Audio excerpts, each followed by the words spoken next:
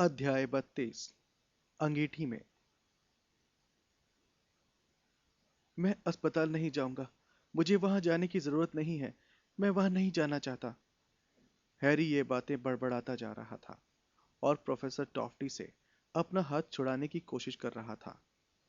Professor टॉफ्टी Harry को प्रवेश hall में ले जाते समय उसे चिंतित होकर देख रहे थे और चारों तरफ के विद्यार्थी उन दोनों को घूर रहे थे। हैरी अपने चेहरे से पसीना पोंछते हुए बुदबुदाया। मैं मैं ठीक हूं सर। दरअसल मुझे नींद आ गई थी। बुरा सपना देखा था। ओह, परीक्षा का तनाव। बूढ़े जादूगर ने सहानुभूति से हैरी का कंधा थपथपाते हुए कहा। होता है बेटा, होता है। अब जाकर ठंडा पानी पी लो और दोबारा बड़े हॉल में चलकर लिखने लगो। समय खत्म होने वाला है, लेकिन तुम शायद अपना आखिरी जवाब पूरा कर सकते हो। हैरी बोला। अब मेरा मतलब है, नहीं, मैंने लिख लिया है। मुझे लगता है कि मैं जितना लिख सकता हूँ उतना मैंने लिख लिया है। बहुत बढ़िया, बहुत बढ़िया। बूढ़े जादूगर ने धीरे से कहा। मैं तुम्हारा चर्म पत्र जमा कर लेता हूँ। मेरी सलाह मानो तो जाकर सो लो। हैरी ने तेजी से सिर हिलाते हुए कहा। मैं ऐसा ही करूंगा। बहुत बहुत धन्यवाद।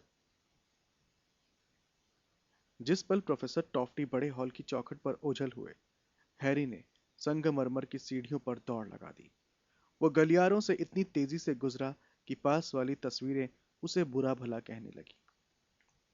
वो तूफानी रफ्तार से सीढ़ियां चढ़ा और अस्पताल के दरवाजे की झिर्री से झांकने लगा। मैडम पॉम्फ्री मॉन्टेग्यू के खुले मुंह में चम्मच भरकर चमकदार नीला काढ़ा डाल रही थी। हैरी को इस तरह झांकते देखकर वे दहशत से चिल्लाने लगी। पॉटर, तुम तुम यहाँ क्या कर रहे हो? मुझे प्रोफेसर मैकगोनागल से मिलना है, हैरी ने हाँफते हुए कहा। सांस उसके फेफड़े को चीर रही थी। बहुत जरूरी है। वे यहाँ नहीं है, मैडम पॉम्फ्री ने अफसोस के साथ कहा। उन्हें आज सुबह सेंट मंगोज अस्पताल पहुंचा दिया गया है। इस उम्र में 4 स्तब्धीकरण मंत्र छाती पर पड़ना, यही क्या कम हैरानी की बात है कि वे जिंदा हैं? हैरी ने सदमे में आते ही पूछा। वे वे यहाँ नहीं है। तभी कमरे के बाहर घंटी बजी। हैरी को विद्यार्थियों के गलियारे में आने की आवाज सुनाई दी। वो किसी मूर्ति की तरह खड़ा खड़ा मैडम पॉम्फ्री की ओर देखता रहा। वो दहशत में आ गया था। अब वो किसी को नहीं बता सकता था। डंबलडोर चले गए थे, हैग्रिड चला गया था, लेकिन उसे हमेशा उम्मीद थी कि प्रोफेसर मैकगोनागल वहां पर रहेंगी। शायद चिड़चिड़ी और कठोर, लेकिन उन पर भरोसा किया जा सकता था। मैडम पॉम्फ्री अपने चेहरे पर सहानुभूति का भाव लाते हुए बोली। मुझे कोई हैरानी नहीं है कि तुम्हें इस बात से सदमा पहुंचा है, हैरी। उनमें से कोई भी दिन के उजाले में मिनर्वा मैकगोनागल से मुकाबला नहीं। कायरता, भयंकर कायरता। अगर मुझे इस बात की चिंता नहीं होती कि मेरे बिना तुम विद्यार्थियों का क्या होगा, तो मैं इसके विरोध में इस्तीफा दे देती। हाँ, हैरी ने सूनेपन से कहा। वो मुड़ा और अंधों की तरह अस्पताल से निकलकर गलियारे में पहुंच गया, जहां विद्यार्थियों की भीड़ उसे धक्के मार रही थी। उसके भीतर दहशत और किसी जहरीली गैस की तरह फैल रही थी, जिससे उसका सिर घूमने लगा और वो ये नहीं सोच पाया कि क्या करे। तभी उसके दिमाग में एक आवाज आई। रॉन और हरमाइनी। वो एक बार फिर भागने लगा। वो बीच में आने वाले विद्यार्थियों को धक्का दे रहा था और उनके विरोध को नजरअंदाज कर रहा था। संगमरमर की सीढ़ियों पर उसने रॉन और हरमाइनी को तेजी से अपनी तरफ आते देखा। हरमाइनी सहम कर बोली। हैरी, क्या हुआ? तुम ठीक तो हो? बीमार तो नहीं हो? रॉन ने पूछा। तुम कहाँ थे? मेरे साथ आओ, हैरी ने जल्दी से कहा। मैं तुम्हें कुछ बताना चाहता हूँ। वह उन्हें पहली मंजिल के गलियारे में ले गया। वह दरवाजों के भीतर झांक झांक कर देखता रहा। आखिर उसे एक खाली क्लासरूम दिख गया, जिसमें वो तेजी से घुस गया। रॉन और हरमाइनी के अंदर आने के बाद उसने दरवाजा लगा लिया और उससे टिककर खड़ा हो गया। वोल्डेमॉर्ट ने सीरियस को पकड़ लिया है। क्या? तुम्हें कैसे? देखा है, अभी अभी, जब मैं परीक्षा में सो गया था। लेकिन लेकिन कहाँ? कैसे? हरमाइनी ने पूछा, जिसका चेहरा अब फक हो गया था। मुझे नहीं पता कैसे, हैरी ने कहा, लेकिन मैं जानता हूं कि वो कहाँ है। रहस्य विभाग में एक कमरा है जिसमें बहुत सारे शेल्फ हैं। उन शेल्फों पर कांच के छोटे गोले रखे हैं और वे लोग 97 नंबर की लाइन के सिरे पर हैं। वो सीरियस से उस चीज को निकलवाना चाहता है जो उसे वहां से चाहिए। वो उसे यातना दे रहा है, कहता है कि वो अंत में उसे मार डालेगा। हैरी ने पाया कि उसकी आवाज कांप रही थी और घुटने भी। वो जाकर अपनी डेस्क पर बैठ गया और खुद को संभालने की कोशिश करने लगा। उसने उनसे पूछा, हम वहां कैसे चलेंगे? एक पल के लिए खामोशी छा गई। फिर रॉन बोला, कहां चलेंगे? हैरी ने जोर से कहा, रहस्य विभाग सीरियस को बचाने के लिए। लेकिन हैरी, रॉन धीरे से बोला। हैरी बोला, क्या क्या? वो नहीं समझ पाया कि वे दोनों उसकी तरफ ऐसे क्यों देख रहे थे, जैसे वो उनसे कोई मूर्खतापूर्ण काम करने को कह रहा हो। हैरी, हरमाइनी ने थोड़ी डरी हुई आवाज में कहा, अगर वोल्डेमॉर्ट जादू मंत्रालय में बिना किसी को दिखे कैसे घुसा होगा? हैरी गरजा, मुझे क्या मालूम, सवाल यह है कि हम लोग वहां कैसे चलेंगे? हरमाइनी ने उसकी तरफ एक कदम बढ़ाते हुए कहा, लेकिन हैरी जरा सोचो, शाम के 5 बजे हैं। जादू मंत्रालय के बहुत से कर्मचारी होंगे। वोल्डेमॉर्ट और सीरियस के बिना किसी को देखे बिना वो कैसे घुस सकते हैं? हैरी, दुनिया में मंत्रालय इन्हीं दोनों को पकड़ने के लिए सबसे ज्यादा व्याकुल है। तुम्हें लगता है कि वे औरत से भरी इमारत में बिना किसी के पता चले घुस सकते हैं? हैरी चिल्लाया, मुझे नहीं पता। शायद वोल्डेमॉर्ट के अदृश्य जोगी जैसी कोई चीज का इस्तेमाल किया होगा उसने।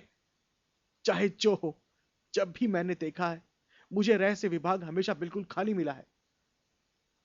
हरमाइनी धीरे से बोली, तुम वहां कभी नहीं गए हो हैरी? तुमने तो उस जगह का सपना देखा है, सिर्फ सपना।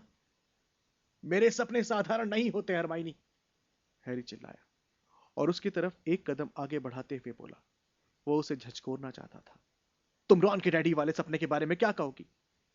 ये कैसे सच हो गया? ऐसा कैसे हो गया कि उनके साथ हुई घटना मेरे को पता चल गई? इस बात में दम है, रॉन ने हरमाइनी की तरफ देखते हुए धीरे से कहा। लेकिन ये तो बड़ी असंभव सी बात है, हरमाइनी ने हताशा में कहा। हैरी, जब सीरियस हमेशा ग्रीमॉल चौक में रहता है, तो वोल्डेमॉर्ट सीरियस को कैसे पकड़ सकता था? रॉन ने चिंतित दिखते हुए कहा, हो सकता है सीरियस का संयम जवाब दे गया हो और वो ताजी हवा में सांस लेने के लिए बाहर आ गया हो। वो तो बाहर निकलने के लिए सदियों से छटपटा रहा था। लेकिन क्यों? हरमाइनी ने जोर देते हुए कहा, आखिर वोल्डेमॉर्ट हथियार पाने के लिए सीरियस का इस्तेमाल क्यों करना चाहता है? मुझे नहीं पता, लेकिन बहुत सारे कारण हो सकते हैं, हैरी उस पर चिल्लाया। शायद वोल्डेमॉर्ट को सीरियस के चोट पहुंचने की कोई परवाह नहीं होगी। देखो, मेरे मन में अभी अभी एक ख्याल आया है, रॉन ने बहुत धीमी आवाज में कहा। सीरियस का भाई प्राण बख्शी था, है ना? शायद उसे सीरियस को हथियार निकालने का तरीका बता दिया होगा। हैरी बोला, हाँ, और इसलिए इसलिए डंबलडोर सीरियस को हमेशा घर में रखने के लिए इतने व्याकुल थे। देखो, मुझे अफसोस है, हरमाइनी चिल्लाई, लेकिन तुम दोनों की ही बातों में समझदारी नहीं दिख रही है और हमारे पास इस बात का कोई सबूत नहीं है। एक भी सबूत नहीं है कि वोल्डेमॉर्ट और सीरियस रहस्य विभाग में है। रॉन ने उसकी तरफ मुड़ते हुए कहा, हरमाइनी, हैरी ने उन्हें देखा है। हरमाइनी ने भयभीत होकर लेकिन संकल्पवान आवाज में कहा, ठीक है, मुझे सिर्फ इतना कहना है। क्या? हैरी, मैं कोई बुराई नहीं कर रही हूं, लेकिन तुम, एक तरह से मेरा मतलब है, क्या तुम्हें नहीं लगता कि तुम में लोगों का तारणहार बनने की प्रवृत्ति है? हैरी ने उसकी तरफ गुस्से से देखा। और तारणहार बनने की प्रवृत्ति? तुम्हारा क्या मतलब है? देखो, तुम, अब वो पहले से ज्यादा डरी हुई दिखने लगी। मेरा मतलब है, उदाहरण के लिए, पिछले साल झील में टूर्नामेंट के दौरान तुम्हें, मेरा मतलब है, तुम्हें उस डेलाकॉर लड़की को बचाने की जरूरत नहीं थी, लेकिन तुम थोड़े जोश में आ गए थे। हैरी के मन में गुस्से की लहर दौड़ गई। वो इस वक्त उसे उस गलती की याद कैसे दिला सकती थी? अब मेरा मतलब है, ये यकीनन बहुत बहादुरी का काम था। हरमाइनी ने तत्काल कहा, जो हैरी के चेहरे पर आए भाव को देखकर सचमुच दहशत में आ गई थी। सभी को यह काम बढ़िया लगा था। बड़ी अजीब बात है, हैरी ने भिजे दांतों के बीच से कहा, क्योंकि मुझे याद है रॉन भी बोला था कि मैंने हीरो बनने में समय बर्बाद किया था। क्या तुम सोचती हो कि इस बार भी ऐसा ही है? तुम्हें लगता है कि मैं एक बार फिर हीरो बनने की कोशिश कर रहा हूं? नहीं नहीं हैरी, नहीं, हरमाइनी ने आतंकित होकर कहा। मेरा मतलब यह कतई नहीं है। अच्छा, तो फिर जो कहना चाहती हो वो जल्दी से कह दो, क्योंकि हम यहां पर समय बर्बाद कर रहे हैं। मैं ये कहने की कोशिश कर रही हूं हैरी, वोल्डेमॉर्ट तुम्हें जानता है। वो तुम्हें ललचाने के लिए जिनी को रहस्यमय तहखाने में ले गया था।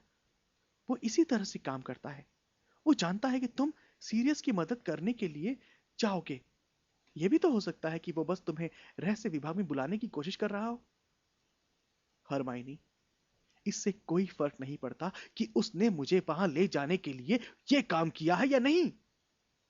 मैकगोनागल सेंट मंगोस अस्पताल में भर्ती है। अब हॉगवर्ट्स में माया पंछी के समूह का कोई भी व्यक्ति नहीं बचा है जिसे हम बता सके कि अगर हम नहीं गए तो सीरियस की मौत तय है। लेकिन हैरी, तुम्हारा तो सिर्फ एक सपना ही था। अगर तुम्हारा सपना सिर्फ सपना ही हो, हैरी कुंठा में गरजा। हरमाइनी दहशत में आकर एक कदम पीछे हट गई। तुम बात को समझ नहीं रही हो, हैरी उस पर चिल्लाया। मुझे बुरे सपने नहीं आ रहे हैं, मैं सिर्फ सपने नहीं देख रहा हूं। तुम्हें क्या लगता है हरमाइनी, गुप्त विद्या का यह झमेला क्यों हो रहा था? तुम्हें क्या लगता है डंबलडोर इन सारी चीजों को देखने के लिए मुझे क्यों रोकना चाहते थे? क्योंकि यह सच है हरमाइनी, सीरियस फंस चुका है। मैंने उसे देखा है। वोल्डेमॉर्ट ने उसे अपने कब्जे में कर लिया है और यह बात किसी को नहीं पता। इसका मतलब है कि सिर्फ हम लोग ही उसे बचा सकते हैं। और अगर तुम ये काम नहीं करना चाहती हो तो ठीक है, मैं जा रहा हूं। समझ गई? और अगर तुम्हारी याददाश्त सही हो तो तुम्हें मेरे तारणहार बनने की प्रवृत्ति से तब तकलीफ नहीं हुई थी जब मैं तुम्हें दम पिशाचों से बचा रहा था। या वो रॉन की तरफ मुड़ा, जब मैं तुम्हारी बहन को काल दृष्टि से बचा रहा था। रॉन ने गर्मी से कहा, मैंने कभी नहीं कहा कि मुझे तकलीफ है। लेकिन हैरी, हरमाइनी ने आवेश में कहा, डंबलडोर चाहते हैं कि तुम इन चीजों को अपने दिमाग से बाहर रखना सीख लो। अगर तुमने सही तरीके से गुप्त विद्या का अभ्यास किया होता तो इस तरह का सपना तुम्हें कभी नहीं दिखता। तो मैं ये नाटक करूं जैसे मैंने इसे देखा ही नहीं? सीरियस ने तुमसे कहा था कि दिमाग को बंद करना सीखना तुम्हारे लिए सबसे ज्यादा महत्वपूर्ण है। देखो, अगर उसे पता होता कि मैं क्या देखने वाला हूं तो वो शायद ऐसा कभी नहीं करता। क्लासरूम का दरवाजा खुल गया। हैरी, रॉन और हरमाइनी ने मुड़कर देखा। जिनी अंदर आ गई। वो थोड़ी उत्सुक दिख रही थी। उसके पीछे लूना थी, जो हमेशा की तरह ऐसी ही दिख रही थी, जैसे संयोग से वहां आ गई हो। हाय, चीनी ने कहा। हमने हैरी की आवाज सुन ली थी। तुम क्यों चिल्ला रहे हो? तुमसे मतलब, हैरी ने रूखेपन से कहा। जिनी ने अपनी भौहें उठाई। उसने शांति से कहा, मुझसे इस तरह की बात करने की कोई जरूरत नहीं है हैरी। मैं तो बस सोच रही थी कि क्या तुम्हें कोई मदद चाहिए?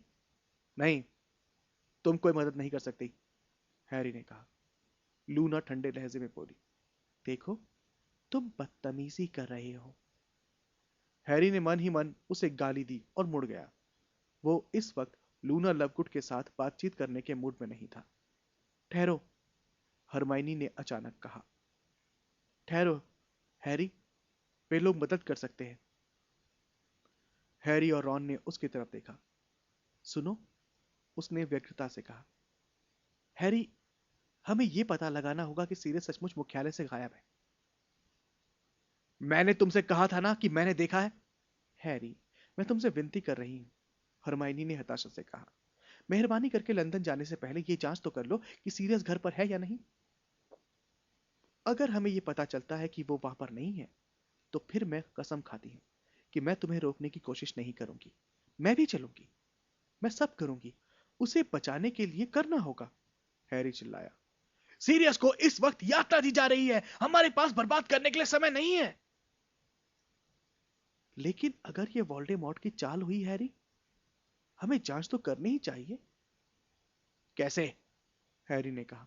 हम जांच कैसे करेंगे?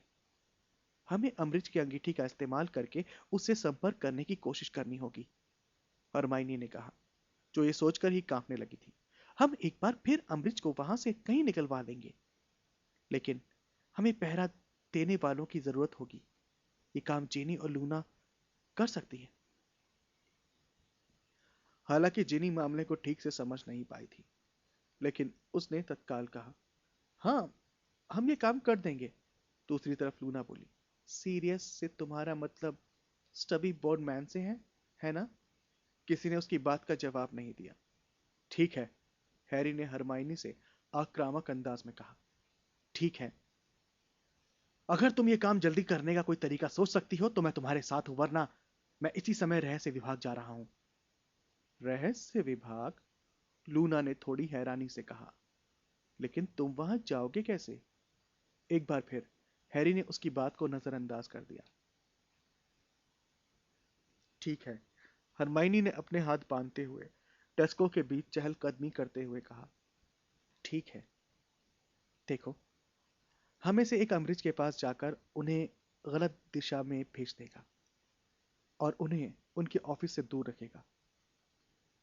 वो उन्हें बता सकता है कि मैं नहीं जानती कि पीव्स ने हमेशा की तरह इस बार भी कोई भयंकर काम कर दिया है। मैं काम कर दूंगा, रॉन ने तत्काल कहा। मैं उनसे कह दूंगा कि पीव्स रूपांतरण विभाग में तोड़फोड़ कर रहा है। ये उनके ऑफिस से मीलों दूर है। वैसे अगर मुझे पीव्स रास्ते में मिल गया तो मैं उससे ऐसा करने का अनुरोध भी करूंगा। स्थिति इतनी गंभीर थी कि हरमाइनी ने रूपांतरण विभाग में तोड़-फोड़ करने की बात पर कोई आपत्ति नहीं की। उसने भौहें उठाकर चहलकदमी करते हुए कहा, ठीक है, वहां घुसते समय हमें विद्यार्थियों को उनके ऑफिस से दूर रखना होगा, वरना नागशक्ति का कोई विद्यार्थी जाकर उन्हें जरूर खबर कर देगा। लूना और मैं गलियारे के दोनों सिरों पर खड़े हो जाएंगे, चिनी ने तत्काल कहा, और विद्यार्थी को वहां नहीं जाने की चेतावनी देंगे। हम ये बहाना बना देंगे कि वहां दम घोटने वाली गैस भरी हुई है। हरमाइनी इस बात पर काफी हैरान दिख रही थी कि जिनी ने इतना बड़ा झूठ इतनी जल्दी कैसे सोच लिया। जिनी कंधे उचकाकर बोली, फ्रेड और जॉर्ज जाने से पहले ऐसा करने की योजना बना रहे थे। ठीक है, हरमाइनी बोली। अच्छा तो हैरी, तुम और मैं अदृश्य चौके के नीचे रहेंगे। हम चोरी छिपे ऑफिस में घुस जाएंगे और अंगीठी से तुम सीरियस से बात कर सकते हो। वो वहां नहीं है हरमाइनी। मेरा मतलब है तुम इस बात की जांच कर सकते हो कि सीरियस घर पर है या नहीं। मैं नजर रखूंगी। मुझे नहीं लगता कि तुम्हें वहां अकेले जाना चाहिए। ली स्वर्ण खोजी भेजकर यह पहले ही साबित कर चुका है कि खिड़की एक कमजोर जगह है। हालांकि हैरी नाराज और बेसब्र था, लेकिन उसे लगा कि अम्बridge के ऑफिस में जाने का हरमाइनी का प्रस्ताव एकजुटता और वफादारी की निशानी है। वो बुदबुदाया, मैं ठीक है, धन्यवाद। हरमाइनी बहुत राहत में दिख रही थी कि हैरी ने उसकी योजना मान ली थी। वो बोली, तो ठीक है, अगर हम ये सब कर भी ले तो भी मुझे नहीं लगता कि हमें 5 मिनट से ज्यादा मिलेंगे। लेकिन फ्लिच और घटिया प्रशासकीय दस्ते के लोग घूम रहे होंगे। 5 मिनट बहुत हैं, हैरी ने कहा। चलो अब चलते हैं। हरमाइनी ने दहशत में दिखते हुए, इस वक्त? और क्या? हैरी गुस्से से बोला, तुम्हें क्या लगता है हम डिनर के बाद का इंतजार करेंगे? हरमाइनी, सीरियस को इस समय भी यातना दी जा रही है। मैं ओ तो ठीक है, उसने हताशा से कहा। तुम जाकर अदृश्य चोगा ले आओ। हम तुम्हें अम्बridge के गलियारे के कोने पर मिलेंगे, ठीक है? हैरी ने कोई जवाब नहीं दिया, बल्कि कमरे से लपक कर भागा और भीड़ के बीच में रास्ता बनाने लगा। 2 मंजिल ऊपर उसने सीमस और डीन दिखे। उन्होंने उसे बताया कि वे परीक्षा खत्म होने की खुशी में हॉल में शाम से सुबह तक जश्न मनाने की योजना बना रहे हैं। हैरी ने उनकी बात अनसुनी कर दी। वो तस्वीर के छेद के अंदर गया। जब वे लोग इस बात पर बहस कर रहे थे कि उन्हें काले बाजार से कितनी बटर बियर खरीदनी होगी, उनकी बहस खत्म होने से पहले ही हैरी तस्वीर के छेद में से बाहर निकल गया। उसके बैग में अदृश्य चोगा और सीरियस का चाकू रखा था। सीमस और डीन को उसके जाने का पता भी नहीं चला। हैरी, क्या तुम 2 गैलियन का चंदा देना चाहोगे? हैरोल्ड डिंगल हमें थोड़ी फायर विस्की बेच सकता है। लेकिन तब तक हैरी गलियारे में दौड़ लगा चुका था और 2 मिनट बाद ही वो सीढ़ियां कूद रहा था। रॉन, हरमाइनी, जिनी और लूना अम्बरिज के गलियारे में सिरे में एक साथ खड़ी थी। ले आया, उसने हाँफते हुए कहा। तो चलने को तैयार हो?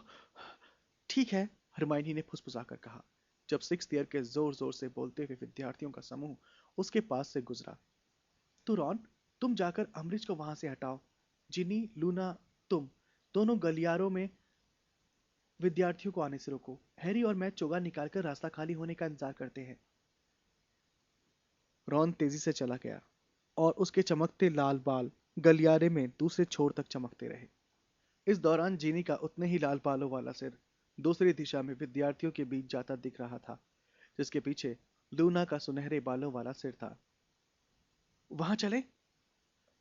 हरमाइनी ने हैरी की कलाई पकड़कर उसे एक खाली जगह की पर खींचा, जहां एक मध्ययुगीन जादूगर का पत्थर का बदसूरत सिर एक खंबे पर बड़बड़ा रहा था। हरमाइनी बोली, क्या क्या तुम्हें यकीन है कि तुम ठीक हो, हैरी? तुम्हारा चेहरा अब भी बहुत पीला दिख रहा है।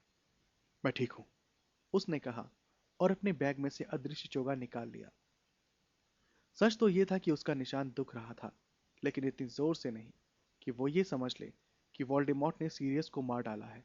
जब वोल्डेमॉर्ट एवरी को यातना दे रहा था, तब यह निशान इससे ज्यादा तेजी से दुख रहा था। ये लो, उसने कहा और दोनों पर अदृश्य चोगा डाल दिया। ऊपर से मूर्ति के लैटिन भाषा में बड़बड़ाने की आवाज सुनाई दे रही थी। उधर जिनी भीड़ से कह रही थी, तुम वहां नहीं जा सकते, नहीं, अफसोस है, तुम्हें दूसरी तरफ वाली घुमावदार सीढ़ी से जाना होगा। किसी ने यहाँ पर दम घुटने वाली गैस छोड़ दी है। उन्हें विद्यार्थियों की शिकायतें सुनाई दे रही थी। एक चिड़चिड़ी आवाज आई, मुझे तो कोई गैस नहीं दिख रही। ऐसा इसलिए है क्योंकि ये रंगहीन है, जिनी ने थोड़ा चिढ़कर कहा, ताकि उसे इस बात पर यकीन हो जाए। लेकिन अगर तुम इसके बाद भी वहां जाना चाहते हो, तो शौक से जाओ। फिर तुम्हारी लाश देखकर अगले मूर्ख को तुम्हारी बात पर यकीन हो जाएगा। धीरे धीरे उधर आने वाले विद्यार्थियों की संख्या कम होने लगी। ऐसा लग रहा था कि दम घुटने वाली गैस की खबर सब तरफ फैल गई थी। अब विद्यार्थी उस तरफ नहीं आ रहे थे। जब आखिरकार पास का इलाका काफी खाली हो गया, तो हरमाइनी धीरे से बोली, मुझे लगता है कि रास्ता इससे ज्यादा खाली नहीं होगा। हैरी, चलो अब ये काम कर देते हैं। वे अदृश्य चोगे को ओढ़कर आगे चल दिए। लूना गलियारे के दूसरे सिरे पर उनकी तरफ पीठ करके खड़ी थी। जिनी के पास से गुजरते समय हरमाइनी फुसफुसाकर बोली, बहुत बढ़िया, इशारा मत भूलना। इशारा क्या है? हैरी बुदबुदाया जब वे अम्बरिज के दरवाजे के पास पहुंचे। अम्बरिज को आते देखकर वे जोर जोर से विस्ली हमारा राजा है गाने लगेंगी, हरमाइनी ने जवाब दिया। हैरी ने सीरियस के चाकू को दरवाजे की दीवार के बीच में फंसाया। ताला खुल गया और वे ऑफिस में दाखिल हो गए। बिल्ली के बच्चे शाम की धूप सेक रहे थे, जो उनकी प्लेटों को गर्म कर रही थी। लेकिन इसके अलावा ऑफिस अब भी पिछली बार की तरह ही खाली था। हरमाइनी ने राहत की सांस ली। मुझे लग रहा था कि दूसरे स्वर्ण खोजी के घुसने के बाद उन्होंने सुरक्षा कड़ी कर दी होगी। उन्होंने चोगा उतार दिया। हरमाइनी जल्दी से खिड़की के पास पहुंच गई और अपनी छड़ी बाहर निकालकर मैदान में नजरें दौड़ाने लगी। हैरी अंगीठी में झांकने लगा। उसने छू पाउडर का डिब्बा उठाया और एक चुटकी पाउडर अंगीठी में डाल दिया, जिससे हरी लपटें उठने लगी। वो तेजी से झुका और अपना सिर लपटों में डालकर चिल्लाया, 12 नंबर, क्रिमोल चौक। उसका सिर घूमने लगा, जैसे वो अभी अभी किसी झूले से उतरा हो। हालांकि उसके घुटने ऑफिस के ठंडे फर्श पर सख्ती से जमे हुए थे। घुमड़ती राख से बचने के लिए उसने अपनी आंखें बंद कर ली। जब उसका सिर घूमना बंद हो गया, तो उसने आंखें खोलकर देखा कि वो 12 नंबर ग्रिमॉल्ड चौक के लंबे ठंडे किचन को देख रहा था। वहां कोई नहीं था। उसे इसी बात की उम्मीद थी, लेकिन खाली किचन को देखकर उसके पेट में जो उथल पुथल हुई, वो दहशत की जो लहर उठी, उसके लिए वो तैयार नहीं था।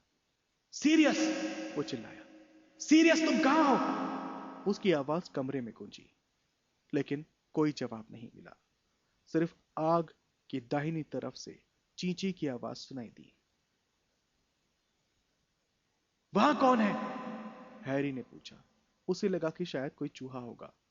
क्रीचर नाम का घरेलू जिन्न उछलकर सामने आ गया। वो बहुत खुश दिख रहा था। हालांकि उसके दोनों हाथों में हाल ही में चोट लगी थी और उन पर भारी पट्टियां बंधी हुई थी। आग में पॉटर लड़के का सिर है, क्रीचर ने खाली किचन को बताया और हैरी को अजीब सी खुफिया बेजाही निगाहों से देखने लगा। क्रीचर सोच रहा है कि वो यहां क्यों आया है, हैरी ने पूछा। क्रीचर, सीरियस कहां है? घरेलू जिन्न ने घर घराती हंसी के साथ जवाब दिया। मालिक बाहर गए हैं हैरी पॉटर। वो कहां गया है? वो कहां गया है क्रीचर? क्रीचर बस हंसता रहा। हैरी ने कहा, मैं तुम्हें चेतावनी दे रहा हूं। वो अच्छी तरह से जानता था कि इस तरह की स्थिति में क्रीचर को सजा देना उसके वश में नहीं था। ल्यूपिन कहां है? बावरे नैन, उनमें से कोई भी? क्या यहां कोई है? यहां क्रीचर के अलावा कोई नहीं है, घरेलू जिन्न ने खुशी से कहा और हैरी से दूर मुड़ गया। वो धीरे धीरे किचन के दरवाजे की तरफ जा रहा था। क्रीचर सोचता है कि अब वो अपनी मालकिन के साथ थोड़ी बातचीत कर ले। हाँ, उसे काफी लंबे समय से ये मौका नहीं मिला है। क्रीचर के मालिक उसे उनसे दूर रख रहे थे। सीरियस कहां है? हैरी ने घरेलू जिन्न से चिल्लाकर पूछा। क्रीचर, क्या वो रहस्य विभाग गया है? क्रीचर के कदम रुक गए। हैरी को उसके सामने की कुर्सियों के पायों के बीच से उसके गंजे सिर के पिछले हिस्से की झलक भर दिख रही थी। घरेलू जिन्न ने शांति से कहा, मालिक बेचारे क्रीचर को बताकर नहीं जाते हैं कि वो कहां जा रहे हैं। लेकिन तुम जानते हो, हैरी चिल्लाया। तुम जानते हो, है ना? तुम जानते हो कि वो कहां है। एक पल के लिए खामोशी छा गई। फिर घरेलू जिन्न बहुत जमकर हंसा। उसने खुशी खुशी कहा, मालिक रहस्य विभाग से नहीं लौटेंगे। क्रीचर और उसकी मालकिन एक बार फिर अकेले रहेंगे। इसके बाद वो तेजी से आगे आया और हॉल तक जाने वाले दरवाजे में घुसकर गायब हो गया। तुम! लेकिन इससे पहले कि वो कोई गाली दे पाता या अपमानजनक बात कह पाता, हैरी को अपने सिर के ऊपरी हिस्से में तेज दर्द हुआ। उसके मुंह में बहुत सी राख चली गई और उसका दम घुटने लगा। कोई उसे लपटों के पीछे की तरफ खींच रहा था। फिर उसे अपने सामने प्रोफेसर अम्ब्रिज का चौड़ा पीला चेहरा दिखा, जो उसके बाल पकड़कर आग से अपनी तरफ खींच रही थी और अब उसकी गर्दन इस तरह झुका रही थी जैसे वे उसका गला काटने वाली हो।